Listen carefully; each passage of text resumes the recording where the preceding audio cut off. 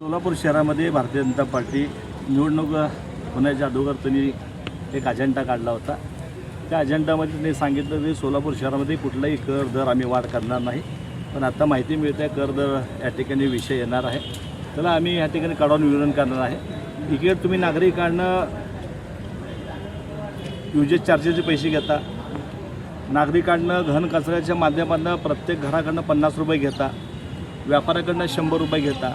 ही दोन्ही रकमा बघितल्या तर 12,000च्या आसपास जातात। तुम्ही त्या आपल्याला कर रुपी जे पावती येते त्यामध्ये पाणीपट्टी असेल, आरोग्य असेल, सोलापूर शहरात कचरा उचलण्याकरता शिक्षण कर असेल, अनेक कर त्या आपल्याला जी पावती त्यावर आहे।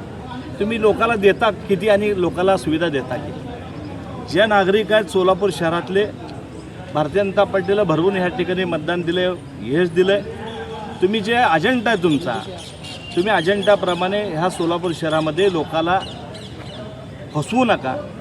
तुम्ही एकीकडे 365 दिवस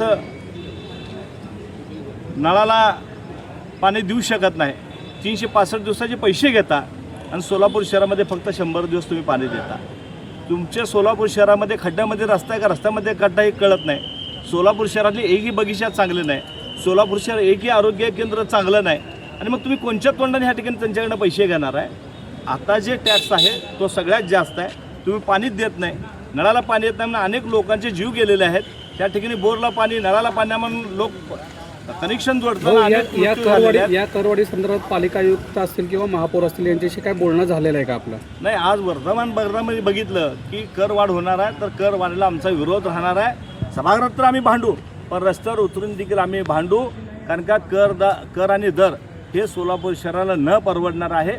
ऑलरेडी तुम्ही शहरातल्या लोकांना भरपूर लुटता, सुविधा देत नाही, आणि मग पैसे कशासाठी तुम्ही मागता, असा आमचा सवाल आहे राहणार। महापालिकेचं अंदाजपत्रक जाहीर होत आहे, काय तुमची भूमिका असणार आहे? सोलापूर महानगरपालिकेचं सन 26-27चं अंदाजपत्रक आज महापालिकेमध्ये सादर होणार आहे। सोलापूरकरांना या बजेटमधून काहीतरी चांगल्या अपेक्षा आहेत की आमच्या भागाला विकास कामाला निधी मिळेल, आमच्या भागाला विशेष पैसे मिळतील आणि विकास कामं पूर्ण होतील।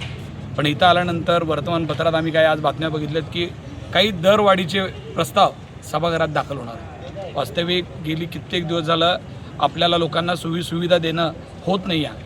प्रत्येक विभागाचा बोरबाजा वाजलेला आहे, अत्यंत वाईट परिस्थिती कुठल्याही विभागात गेलं तर आपल्याकडनं आहे। आपण ऑलरेडी जे काही कर देता त्या कराच्या बदल्यात महापालिका त्यांना सुविधा देते का, सर्व नागरिकांना त्या सगळ्या सुविधा मिळतात का, ह्याचा विचार प्रशासनाने केला पाहिजे, पदाधिकाऱ्यांनी केला पाहिजे।